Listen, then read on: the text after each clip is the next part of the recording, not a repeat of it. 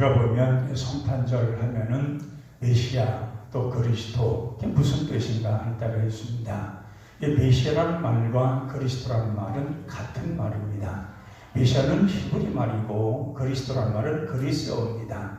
그러니까 우리가 하나님 앞에 우리가 성탄절을 지킨다면은 예수님께서 이 땅에 메시아로 오셨다는 것, 메시아로 오셔서 모든 사람들에게 진정한 평화를 주셨다는 것, 이것을 우리가 생각하게 됩니다. 그래서 성탄절에 우리가 생각할 수 있는 것은 성탄절을 통하여서 하나님 앞에 영광을 돌리면서 기뻐하면서 찬양하면서 살아가는 사람들이 있었고, 그리고 또한 성탄절을 맞이해서 예수님의 탄생 소식을 듣고 거역을 하는 사람들이 있었던 것을 보게 됩니다. 그래서 오늘 나타나는 목자들에게 성천군 천사가 나타나서 말씀하시기를 바로 보라, 처녀가 잉태의 아들을 낳을 것이다, 낳을 것이라고 했고 그 약속대로 오셨다는 것입니다. 그리고 아기 예수를 이 땅에 오시어서 그래서 모든 인류에게 진정한 평화를 주시는 그런 평화의 왕으로 오셨다는 것입니다. 하늘에는 하나님께 큰 영광이요, 우리는 기쁨을 우리가 누리는, 평화를 누리는 그런 삶이 열렸다라고 말씀을 하고 있는 것입니다. 그러면 이 성탄절은 우리에게 정말 어떤 진짜 뜻있는 의미를 우리가 갖고 있느냐 하는 것입니다. 그래서 우리는 이 성탄절을 맞이해서 항상 우리 자신뿐만 아니라 우리 이웃들에게도 이 성탄의 기쁨을 나누어 줘야 되겠는데, 그래서 우리는 항상 성탄절뿐만 아니라 생활 속에서 우리 주님이 우리와 함께 하신다는 것, 우리 주님이 우리에게 함께 하시고 우리에게 구원을 베풀어 주시다는 이 사실을 우리가 마음속에 두어야 될 것입니다. 바로 예수라고 하는 그 이름 자체는 바로 구원이라는 뜻입니다. 자기 백성들을 구원하신다는 것입니다. 그러니까 예수님이 이 땅에 오신 것은 동정녀 마리아를 통하여서 이 땅에 오셨는데, 그 오셔서 하신 일이 무엇이냐? 그것은 인류에 대한 구원입니다. 아담과 하와가 범죄 이래로 인간들은 죄 아래 있었고 이 죄의 문제가 해결되지 않은 상태였습니다. 그렇기 때문에 이 죄가 가득한 인간 세상에 예수님이 오신 것은 죄를 가득한 모든 자들을 구원하기 위해서, 구원을 하시고 또한 그들로 하여금 하나님의 참된 관계를 회복하기 위해서 예수님이 오셨다는 것입니다. 그리고 예수님이 오셨을 때에 그러면 왜 다른 어떤 방법으로 오실 수도 있는데 왜 어린 아기와의 모습으로 오셨냐 하는 것입니다. 이것은 예언된 것이고 사람의 몸을 입고 오시면서 다윗의 혈통을 통해서 꼭 나와야 되기 때문에 그렇습니다. 이건 다른 것으로는 이룰 수 없는 것입니다. 다윗의 혈통을 통하여서 예수님은 이 땅에 오셔야 왕의 정통이, 여의 정통성이 인정이 되는 것입니다. 그래서 이 왕의 정통은 이스라엘 12지파 가운데 유다 지파가 바로 그 정통을 이어가는 그런 지파입니다. 유다 지파를 통하여서, 그리고 유다 지파의 후손들을 통하여서 예수님이 오셨고 다윗의 혈통을 따라서 예수님이 오신 것입니다. 우리가 생각해 보면 이 혈통이라는 것은 굉장히 중요한 의미를 가지고 있습니다. 이 혈통이 바르지 못할 때에는 그것은 깨끗하고 순결할 수가 없는 것입니다. 그래서 다윗의 혈통을 통해서 이 땅에 오셔야 되는데, 하나님이 사람의 몸을 입고 위해서는 그 여자의 몸이 피었던 것입니다. 그래서 마리아를 통하여서 그래서 마리아로 인하여서 예수님은 이 땅에 오셨고, 오심으로 인해서 모든 사람들에게 구원이 선포된 것입니다. 그래서 예수님 하면은 구원자입니다. 예수님 오셔서 모든 짤로부터 구원하신다는 것입니다. 마가복음 1장에도 보면은 예수님께서 제일 먼저 공생의 사역을 행할 때에 제일 먼저 하신 말씀이 회개하라, 천국이 가까우니라고 말씀을 합니다. 이 회개하라는 말 자체가 바로 이것은 너희들이 나에게 항복을 하라. 근데 항복하는 것은 폭군적 왕으로서 그들을 항복하라고 말씀하시는 것이 아니라 내게 오는 자들마다, 나에게 항복하는 자들마다 다 평화를 주겠다는 것입니다. 다 너희들에게 모든 축복을 열어주시겠다는 것입니다. 너희들에게 하늘문을 활짝 열어놓겠다는 것입니다. 그러니까 어둠 속에 있었던, 이 세상은 어둠 속에 있었던 모든 세상이었는데 예수님이 오심으로써 예수님이 가시는 모든 것은 환한 빛으로 바꿔지는 것입니다.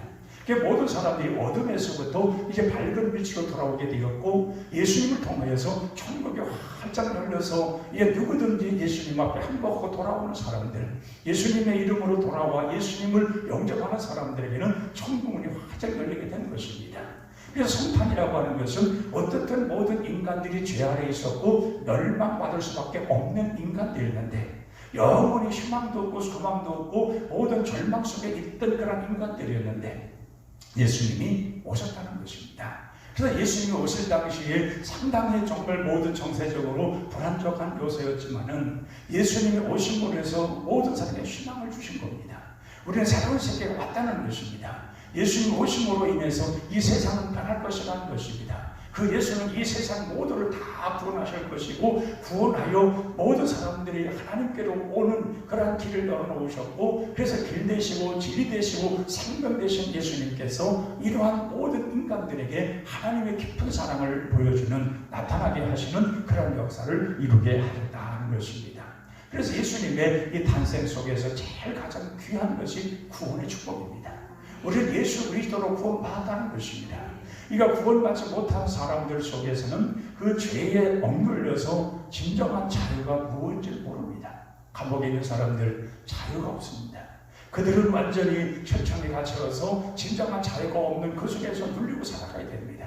그러나 그들이 모든 것에서 형량을 마치고 나왔을 때는 그렇게 세상이 아름답고 자유로움을 느끼게 되는 그런 모습을 경험하는 것처럼, 우리가 죄 아래에 있어서 죄 속에 가두어져 있던 인간들이었는데, 멸망받아야 마땅했고 멸망받아서 지옥 갈 수밖에 없는 그런 인간들이었는데, 하나님께서 우리 주님을 이 땅에 보내주시고 그 예수님을 통하여서 우리가 하나님의 백성들로 다 선정해 주시고 구원에 이르게 하셨다는 것, 이게 얼마나 놀라고 아름다운 일이라는 것입니다. 그래서 요한복음 3장 17절에 보면 아들을 이 땅에 보내신 것은 세상을 심판하려 하심이 아니라 세상을 구원하려 하신다고 했습니다. 누구든지 그를 믿는 자마다 멸망처럼 영생을 얻게 하려 하시라고 했습니다. 그래서 예수 믿는 그 순간은 이미 심판에서 벗어나 영생을 얻었다고 되어 있습니다. 얻는 게 아니라 얻었다고 되어 있습니다. 그렇기 때문에 우리가 예수 믿는 순간에 이미 영생을 얻은 것입니다. 구원을 받은 것입니다. 천국을 소유하게 된 것입니다. 그때까지만 해도 천국이라는 것은 우리에게 뭔지도 몰랐고, 당대의 사람들도 천국이 뭔지도 몰랐습니다. 구원이라는 것이 뭔지도 몰랐습니다. 그들은 하나님의 백성들이라고 얘기하고 있었지만은 그러나 자기들이 진정 구원이 뭔지도 몰랐다는 얘기입니다. 그래서 사도 바울을 통해서 너무 잘 압니다. 사도 바울은 율법 아래 태어난 사람이었고, 율법의 깊은 가치과 율법의 정통성과 그 율법 학교에서 학자로서의 훌륭한 일을 감당했던 사람이었습니다.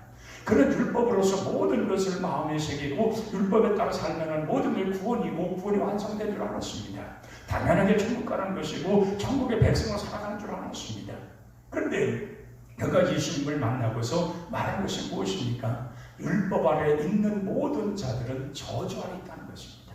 그러니까 율법으로서는 구원받을 일체가 하나도 없다는 것입니다. 그러니까 하나님께 율법을 주셨지만은 율법은 하나님과 인간과의 관계를 이룩하기 위한 말씀이었고, 그걸 지킴으로 해서 하나님께서 의인들로서 하나님의 백성 삼아주신다는 말씀은 틀림이 없는데, 그 율법을 지킬 사람이 없다는 것입니다.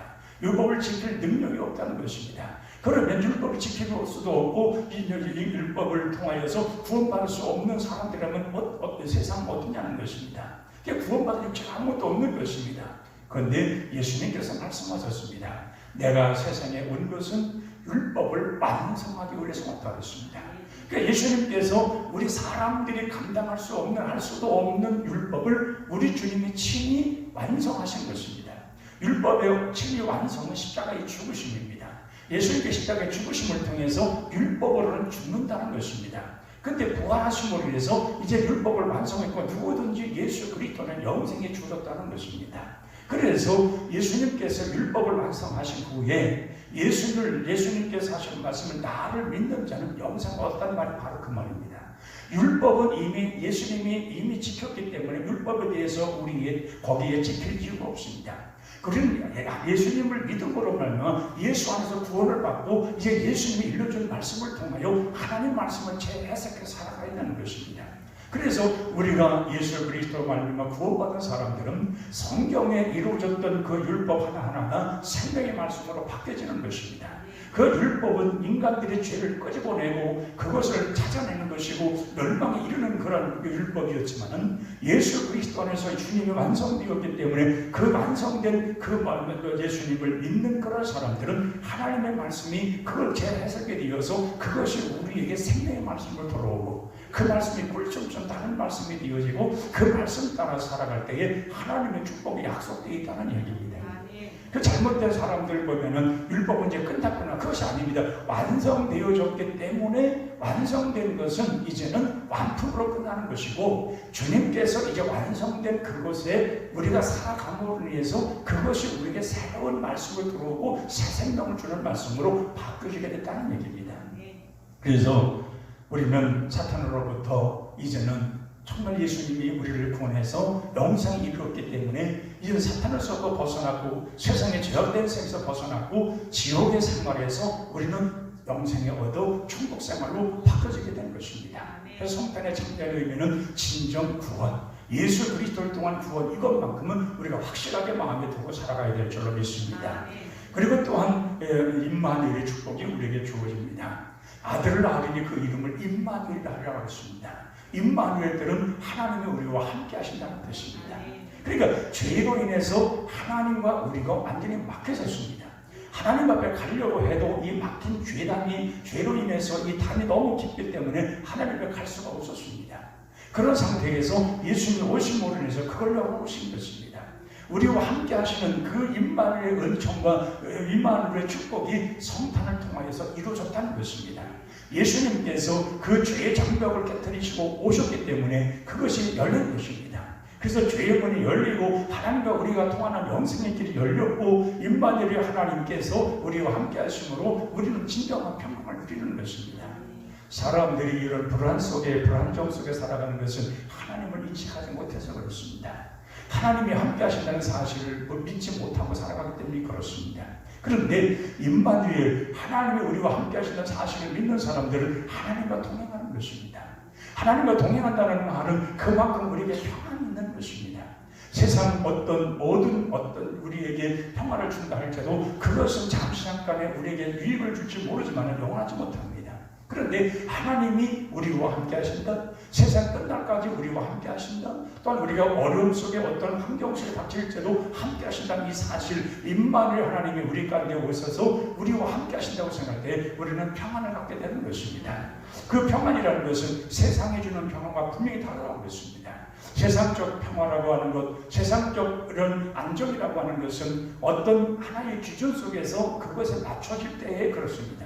그러나 그것이 깨지는 순간부터는 불안정 요소가 찾아오고 많은 혼란이 찾아오는 것입니다. 그런데 우리 주님께서 임마누엘이 되신다는 것은 항상인 것입니다. 우리와 항상 함께 하시고 항상 우리와 동행해 주시고 항상 우리 곁에서 떠나지 아니하시고 함께 머물러서 우리와 늘 친근한 관계를 이루어 가시기 때문에 임마누엘의 진정한 축복이라는 것은 하나님이 우리가 끝날까지는 인도함을 받는 귀한 삶을 살아가는 것입니다.